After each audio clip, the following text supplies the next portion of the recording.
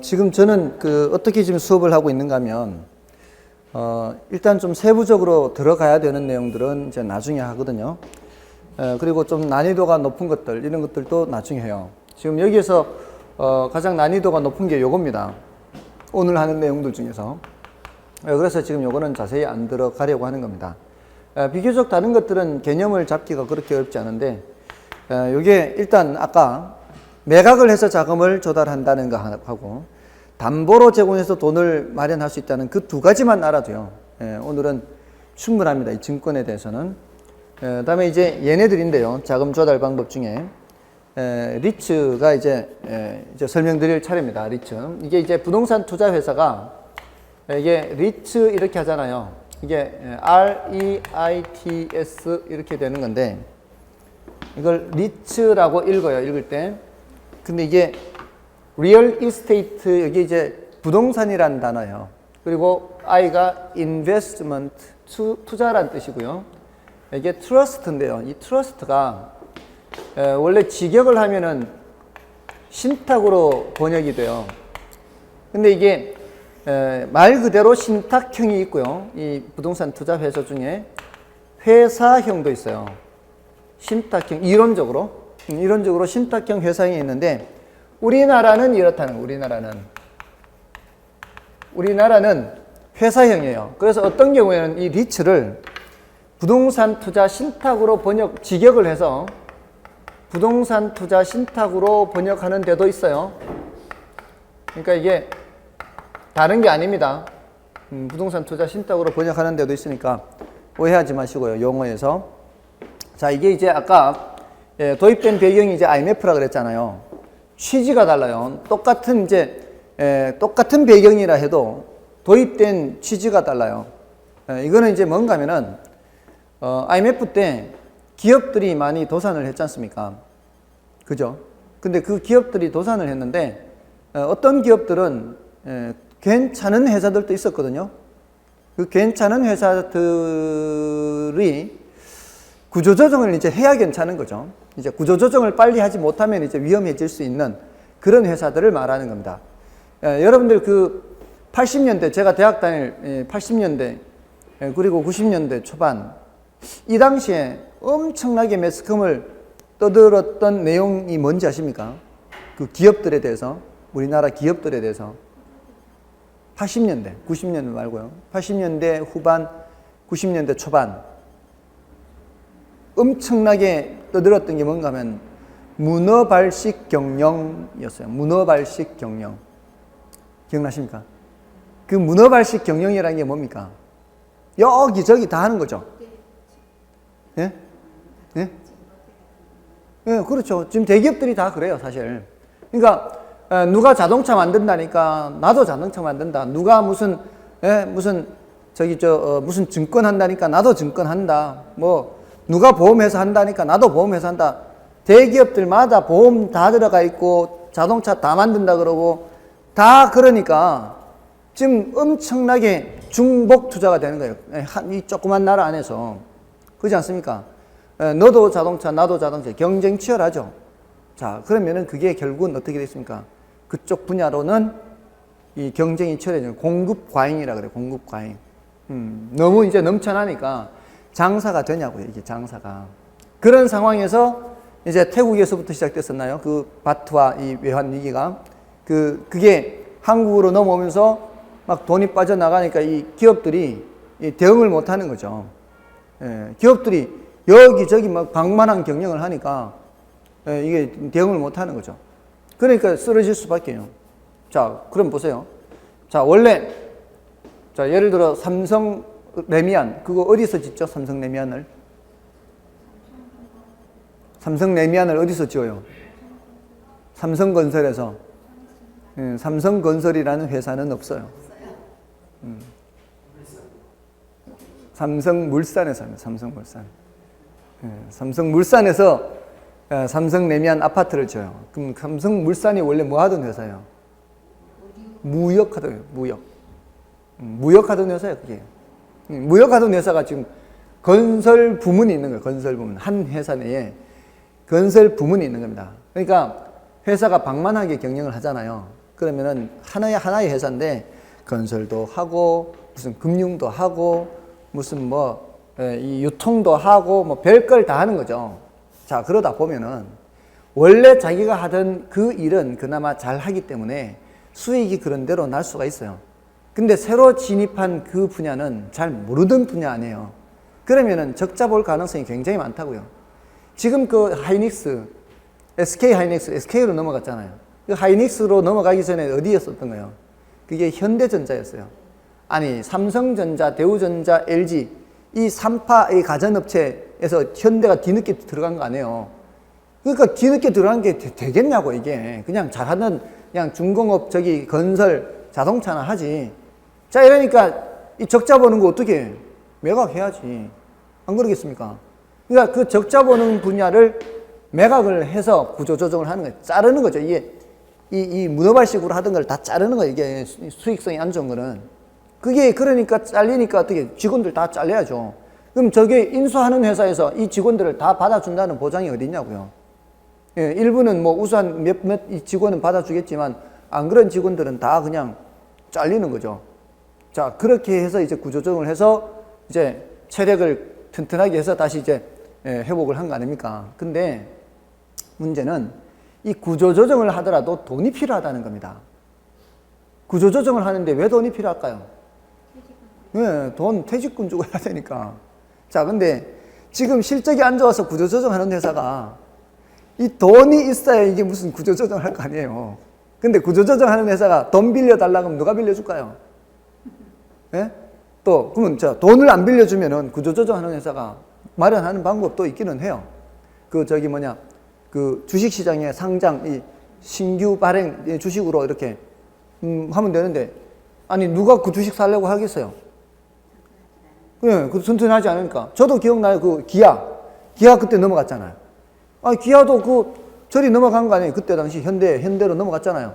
그 당시에 유상증자해서 그때 구조조정하는 목적에 자금을 마련하느라고 그때 기아가 발행을 했거든요. 그때 제 기억이 한 6천 원이 안 되나 막 그랬을 거예요, 아마.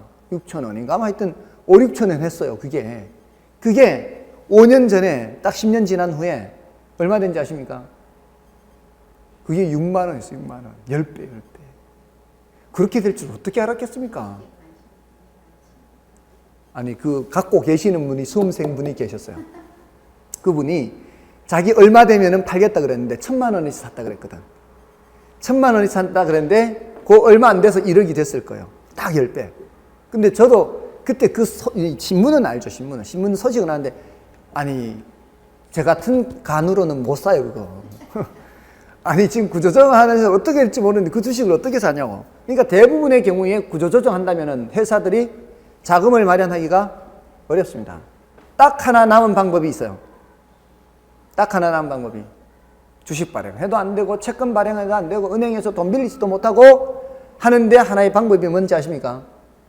그 회사가 갖고 있는 부동산 처분하는 겁니다. 그 회사가 갖고 있는 부동산 처분해서 돈 마련해서 그걸로 퇴직금 주고 구조조정 하는 겁니다. 자, 그러면은 그 회사가 갖고 있는 부동산 처분하면 일은 어떻게 하고? 갖고 있는 무형 부동산을, 그렇죠. 소유하고 있던 부동산에 팔자마자 새 들어서 하는 겁니다. 예, 새 들어서 하는 거예요. 거기에 새 들어서. 그러니까 이거를 그때 당시 이제 이런 용어가 있었어요. 매후 환대차라 그랬어요. 매각한 후에 이제 임대차를 다시 하는 거죠. 같은. 그러니까 이사 갈 필요도 없어요. 그냥 그 자리에서 계속 일하면서 뭐만 서류상으로 서입권 이전하고 임대차 계약 쓰고 끝이에요. 아주 간단하죠. 자, 근데 이 부동산이 가액이 보통이 아니죠. 예, 업무용 빌딩은 수백억입니다. 그죠? 자, 이런 거를 사줄 만한 큰 손이 없다는 거죠. 돈이 없다는 거죠. 자, 그러니까 어떻게? 적은 돈을 갖고 있는 사람한테서 모아서 자금을 모아서 산다는 거죠. 그래서 이 부동산 투자 회사라는 것을 만드는 거죠. 자, 이런 취지, 이런 아이디어가 뭔가 하면은, 자, 저 그때 주가 많이 떨어진 거 다 기억해요. 삼성전자 주가도 뭐 2만 원, 2만 몇천 원대인가 그랬어요. 예, IMF 당시에. 굉장히 많이 떨어졌어요. 근데 지금 100만 원이 넘잖아요. 그죠? 근데 그때 당시 알아요. 주가 떨어진 거 압니다. 그다음에 부동산 가격 떨어진 거 알아요. 근데 그 당시에는 함부로 못 사고요. 또 예, 불안하니까 함부로 못 사고요. 그리고 자, 이런 부동산 가격이 떨어져도요. 돈이 있어야 사지. 돈이 있어야. 근데 조금은 있단 말이지. 누구든지 몇백만 원, 몇천만 원이 있을 수 있잖아요. 그러니까 우리 돈 모으자는 거지. 자, 여기 여러분들 계셔요. 자, 좋은 몇백억 하는 물건이 나왔는데, 자, 우리 회사 하나 차립시다. 까짓 거. 예?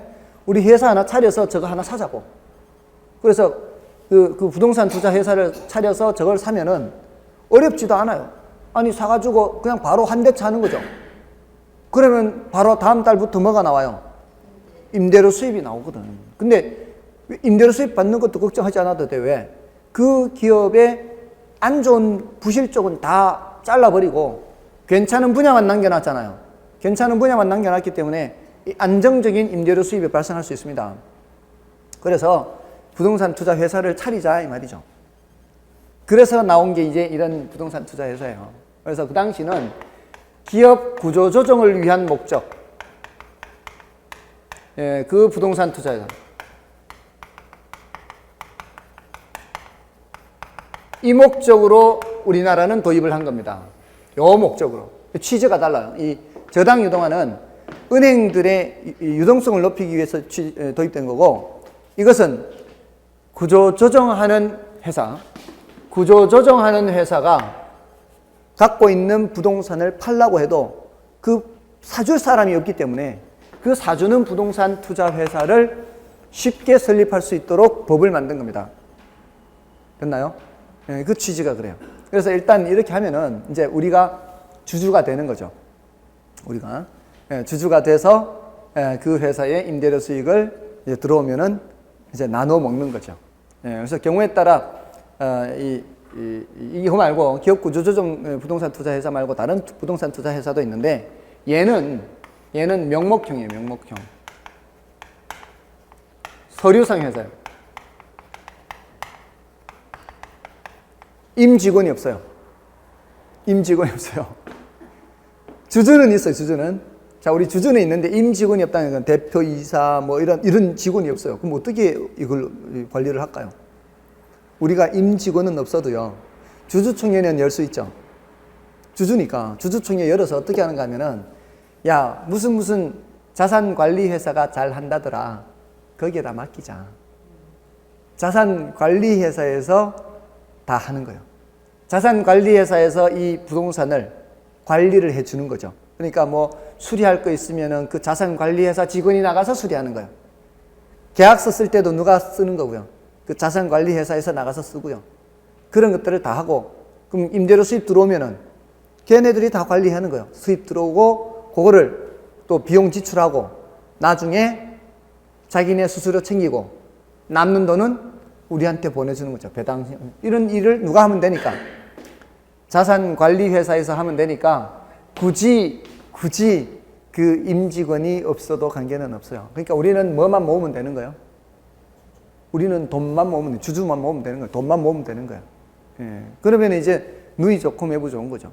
구조조정하는 회사 입장에서는 빨리 구조조정을 해서 그 뭐라 그러죠? 이렇게 정상화 되기가 쉽고요.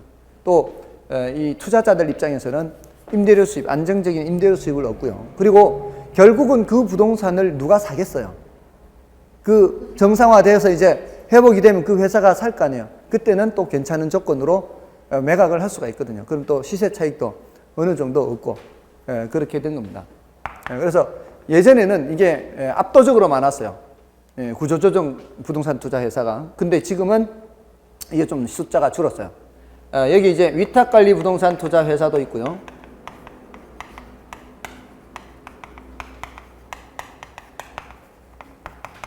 그다음에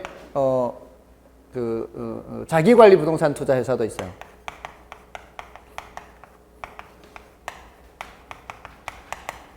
자, 이렇게 세 가지가 있습니다. 이렇게 세 가지가 있는데, 요거는 이제 요 둘은 이제 일반 리츠예요.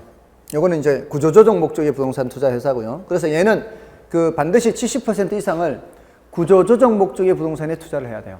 그 구조조정 목적의 부동산이라고 하는 게 뭔가 하면은 이제 이 주거래 은행하고 기업하고 재무구조 개선 약정을 맺어요. 야, 너 빚이 너무 많다. 그 갖고 있는 그 부동산 처분해서 빚 좀 갚아라. 빚의 비율을 좀 낮춰라. 그렇게 해서 이제 매각하려고 하는 부동산이 구조조정 부동산이에요. 또 뭐 화의 절차에 따라 매각하려고 하는 부동산이라든가 이런 부동산의 70% 이상을 이 비중을 갖고 있어야 돼요. 근데 얘네들은 그런 제한이 없어요. 대신 얘는 여러 가지 혜택을 많이 줘요. 구조조정 부동산 투자회사는. 자, 아무튼 여기 이제 일반 리츠인데 일반 리츠 중에서도 위탁관리는 명목형이에요. 그러니까 얘네들 둘은 명목형이에요. 얘네들 둘은 모두 다 임직원이 없어요. 근데 얘는 실체형이에요. 여기는 임직원이 있어요. 여기서는 이제 어떻게 해야 돼요? 주주총회 열어가지고 대표이사 선임하고 감사 뭐 이사회를 구성을 해야 돼요. 상근 임직원이 있다 이 말입니다. 그렇죠? 그래서 이렇게 상근 임직원이 있는 거는 또 지점도 있어요. 근데 이런 서류상의 회사는 지점이 있을 필요가 없죠. 네, 그런 내용입니다. 자, 그런데 그 밑에 그 78쪽에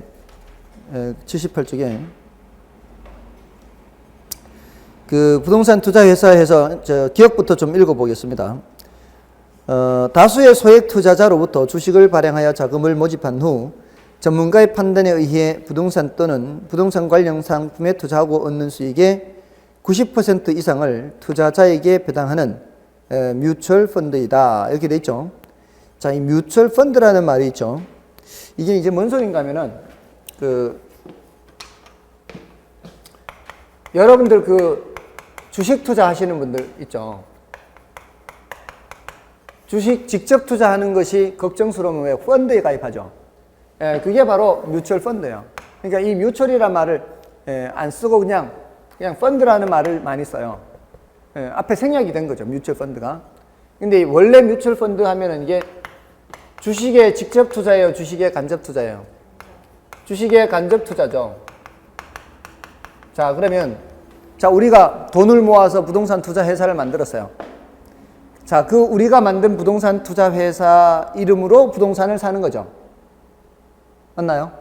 우리가 부동산 사는 거예요? 여러분들 개인이 부동산 사는 게 아니라 회사 이름으로 사는 거죠. 우리는 그 회사의 뭐고요?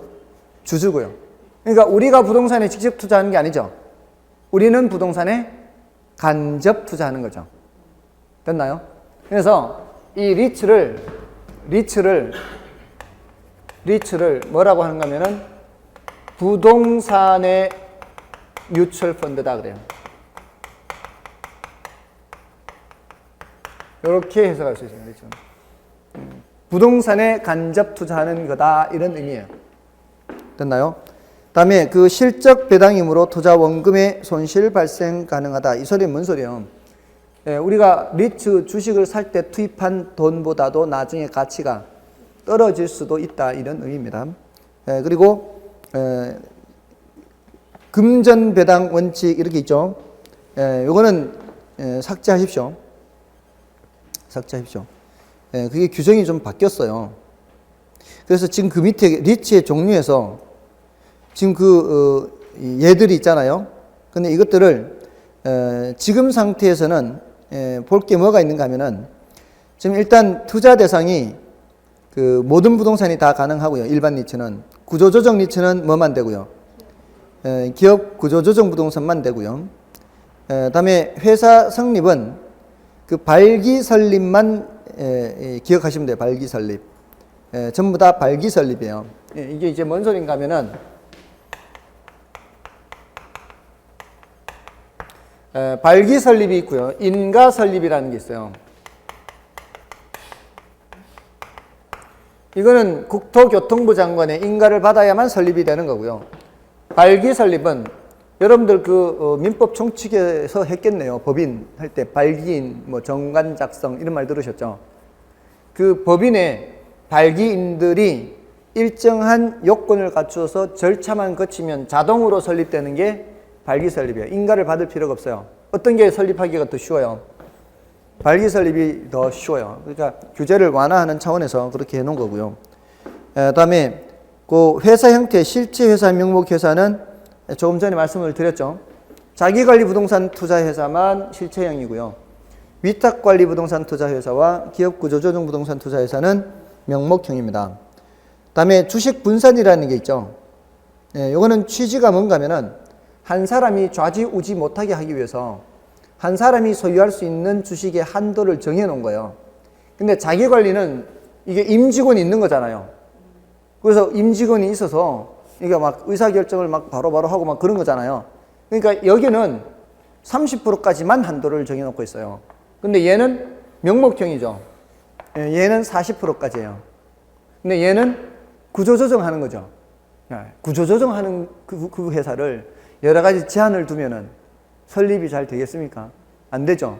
여기는 야, 네 멋대로 해도 좋으니까 얼른 설립해가지고 구조조정하는 회사 부동산 사주기만 해라. 그래도 도와주는 거다. 여기는 1인당 주식 보유 한도가 없어요. 제한이 없어요. 그런 여러 가지 혜택을 줘. 됐고요. 다음에 주식 공모 있죠. 주식 공모는 그 원칙이 발행 주식의 30% 이상을 공모를 해야 돼요. 공모가 뭔가 하면 공개 모집이거든요. 공개 모집은 일반인들로부터 자금을 모아야 돼요.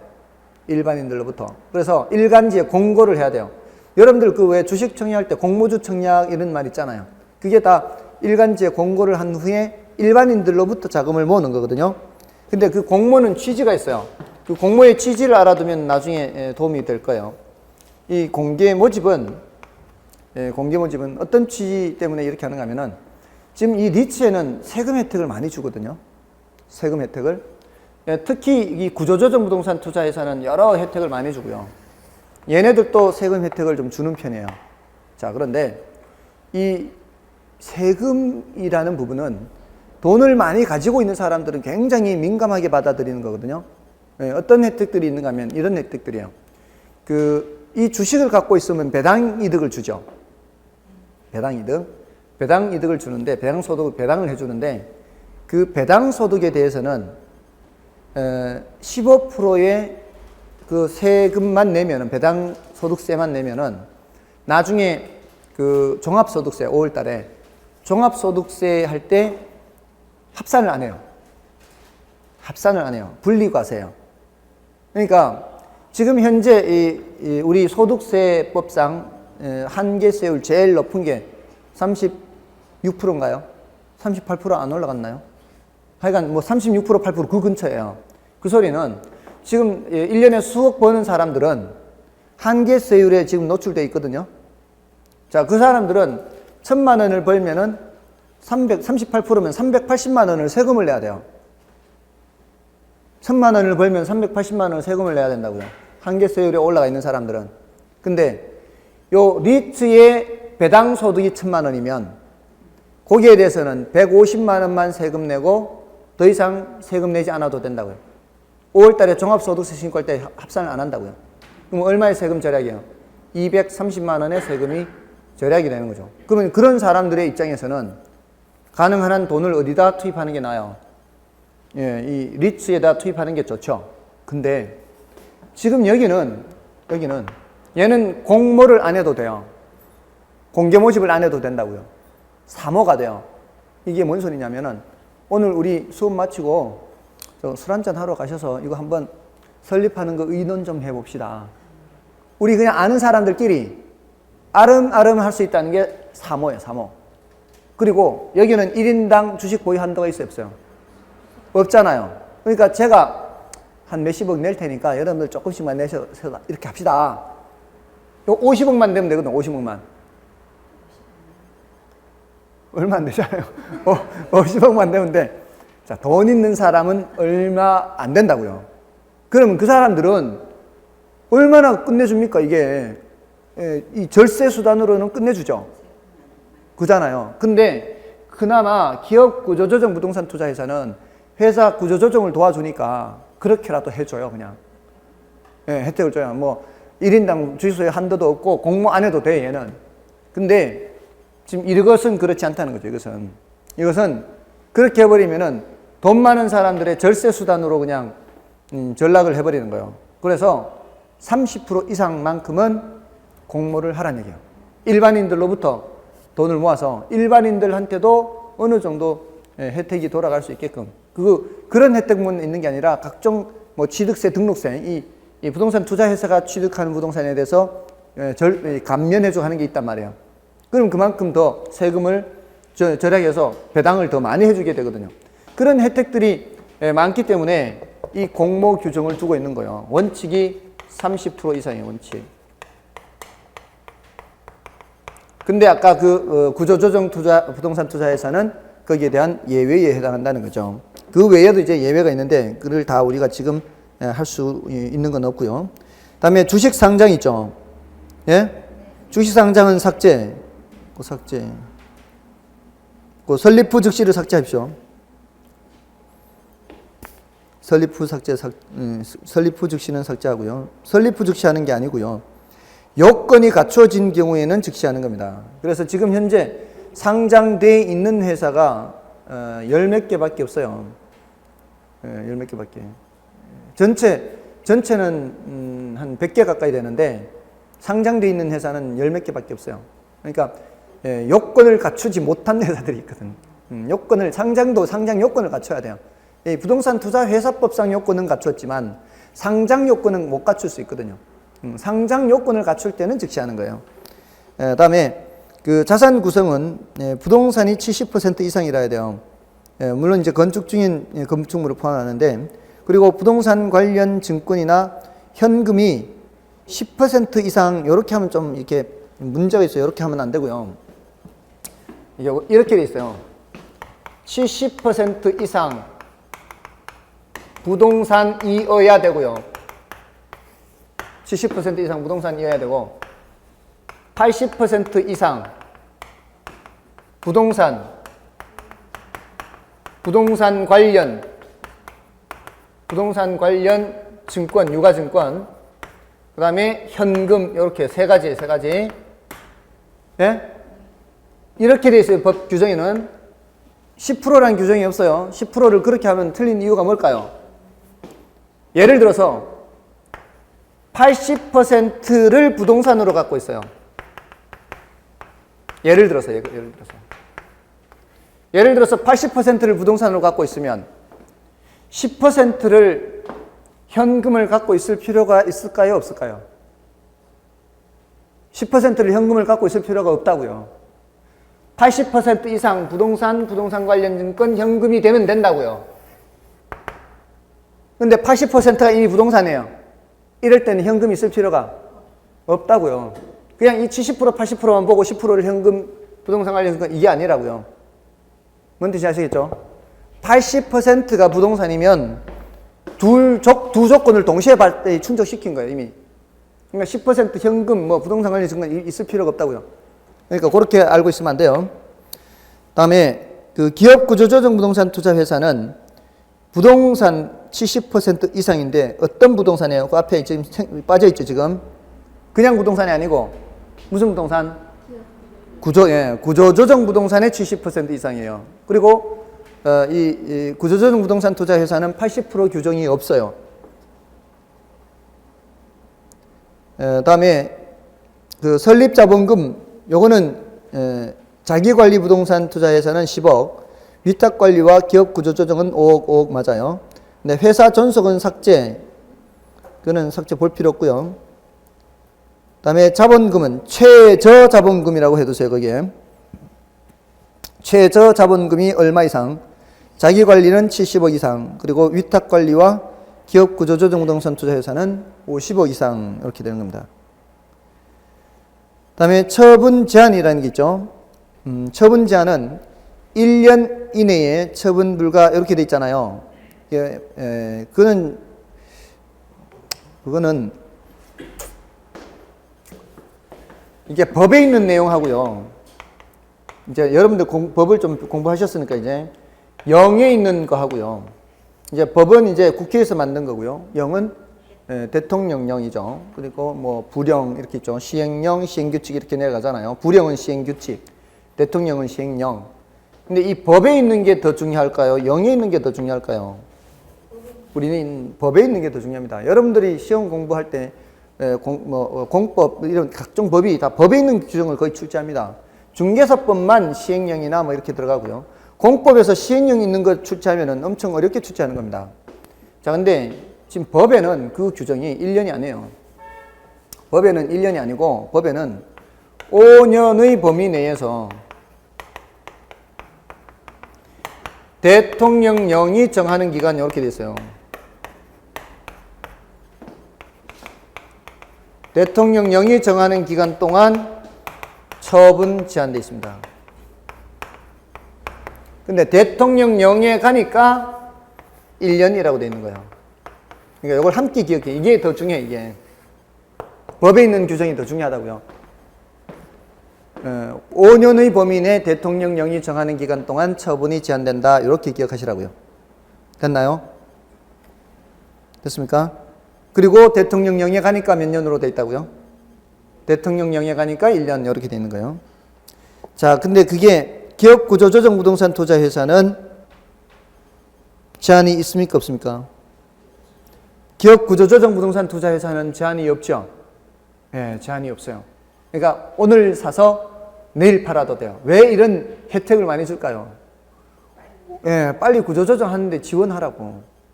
그래서 그런 규정을 두고 있는 겁니다. 됐습니까? 자, 요 정도면 되겠고요. 일단 유용성은 지금 그 유용성에서 가장 중요한 게 바로 뭐예요? 가장 중요한 게 유용성에서 가장 중요한 게 우리나라에서는 뭐 때문에 도입됐어요? 기업 구조조정을 용이하게 하는 수단이 될 수 있었던 겁니다. 우리나라에서는. 그 외에 나머지 것들이 이제 기역, 니은, 디귿, 리을, 미음, 비읍 있어요. 우리나라는 뭐 때문에 도입됐다고요? 기업 구조조정을 지원하기 위해서 도입된 겁니다. 자, 됐고요. 다음에 오른쪽에 있는 거는 이제 중요도가 낮아요. 이제 그 이론적인 부분은 이건 중요도 낮으니까 별로 신경 쓰지 마시고요. 자, 이제 다시 앞으로 가시면은 조금만 좀 설명을 드리고 마치도록 하겠습니다. 74쪽에 가시면 거기 이제 신디케이트하고 프로젝트 파이낸싱 있죠. 그걸 이제 좀 설명드릴게요. 이게 자금 조달 방법에 해당하는 거죠. 리츠. 요거는 이제 어떻게 조달하는 거예요? 주식 발행해서 자금 모으는 거죠. 결국은 주식을 발행해서 자금을 모으는 거나 다름없잖아. 우리가 회사를 하나 차린다는 얘기가 그 회사가 발행하는 주식을 우리가 산다는 얘기죠. 그러니까 우리가 처음에 이제 창립 멤버가 되는 거죠. 창립 멤버. 주식 발행해서 되는 거예요. 그래서 이거는 지분금융이에요.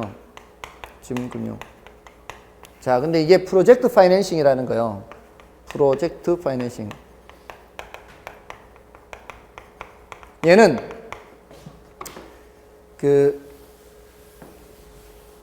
가장 큰 특징이 뭔가 하면은 담보를 묻지 않습니다. 대출을 해주는데 이제 PF에 PF. 대출은 대출인데 담보를 묻지 않아요. 다음에 신용도 묻지 않아요. 그렇다고 러시안 캐시는 아니에요. 근데 뭐를 묻는가 하면은 사업의 수익성을 묻는 거예요. 이 사업의 수익성을 담보로 한다 이런 표현을 써요. 그러니까 사업의 수익성이 괜찮아야 돼요. 그러니까 이 사업의 아이디어를 갖고 있는 사람이 뭐를 제출해야 돼요? 프로젝트 계획서를 이제 제출을 해야 돼요. 그러면은 그 계획서를 검토를 해서 괜찮으면 오케이 나가는 겁니다. 자, 그러니까 이런 담보도 묻지 않고 신용도 묻지 않고 오로지 사업의 수익성을 보고 대출해 주는 건데 원칙적으로는 그렇잖아요. 이게 아무 담보도 없으니까 이게 도산이 되면 어떻게 돼요? 도산이 되면 이제 금융기관이 다 뒤집어 써야 되잖아요. 근데 그렇게까지 뒤집어 쓰는 정도는 아니에요. 대부분은 어떤 경우가 있는가 하면 지금 예를 들어 부동산 개발 사업의 프로젝트 파이낸싱이 나와요. 아파트 단지를 지어요. 그러면은 그 금융기관이 대출을 해주면은 그 돈이 어디 가겠어요? 아파트 짓는 데 들어가겠죠. 맞잖아요. 그러다가 중간에 도산이 되면은 뭐는 남아있어요? 그 지을 때 그 올려간 그 고기까지는 남아 있잖아요. 그거를 이제 가지고 가져오면 되는 거예요. 현금화하기가 쉽지는 않겠지만, 그러니까 아주 그냥 생으로 모두 다. 그래도 그 올라가는 거는 내가 가져올 수 있게 해놔야죠. 따로 담보는 없어도. 올라가는 거는 누구 돈으로 지금 올라가고 있어요? 은행이 지금 돈 줘가지고 지금 건물로 올라가고 있는 거 아니에요? 그러니까 그거는 잡아야지. 그 프로젝트 자체의 자산은 담보가 되는 거예요. 뭔 뜻인지 아시겠죠? 그러니까 완전히 그냥 생돈 다 날리는 건 아니에요. 이게 이제 현금화하기가 좀 어려울 수가 있어서 그렇지. 아무튼 이게 이제 취지는 그거거든요. 근데 이게 최초로 적용된 것은 수에즈 운하를 뚫을 때 그랬다 그래요. 수에즈 운하. 수에즈 운하가 저기 있는 거 맞죠? 저기 지중해 이집트하고 있는 거 맞죠? 그게 뚫는데 시간이 많이 걸리잖아요. 그래서 뚫는데 시간이 많이 걸리니까 오랫동안 그 자금 투입한 거 그거를 이제 프로젝트 파이낸싱으로 투입을 하고 나중에 이제 완공이 되면은 엄청난 통행료 수입을 얻을 수 있잖아요. 그 통행료 수입으로 통행료 수입이 사업의 수익성이에요. 통행료 수입이 사업의 수익성. 그걸로 이제 상환을 하는 거죠. 최초로는 그렇게 됐다 하고요. 본격적으로 시행된 거는 1920년대에 미국의 텍사스 유전 개발 있죠.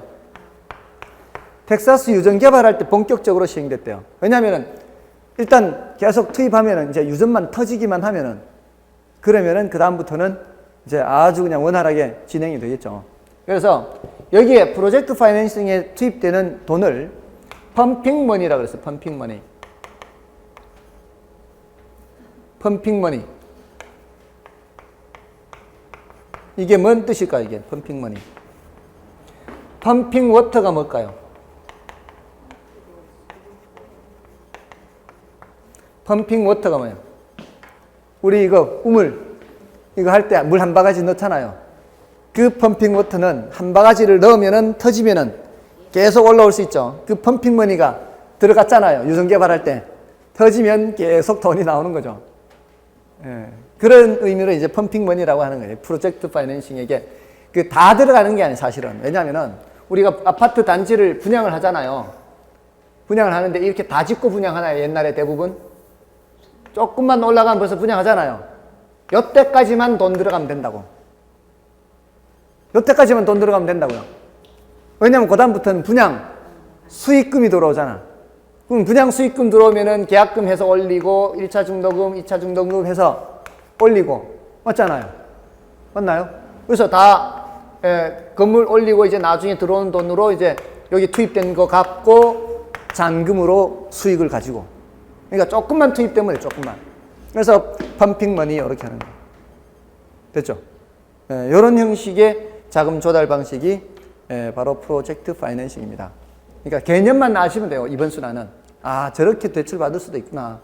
대신 사업의 수익성이 좋아야 되는 거죠. 괜찮아야 되는 거죠. 다음에 신디케이트는 뭔가 하면은 신디케이트는 투자자 모집 방식이에요. 투자자를 모집하는 투자자 모집. 요거는 주로 어떤 경우에 사용하는가 하면은 개발업자들이죠. 개발업자들이 사업을 하는데 자금이 부족해요.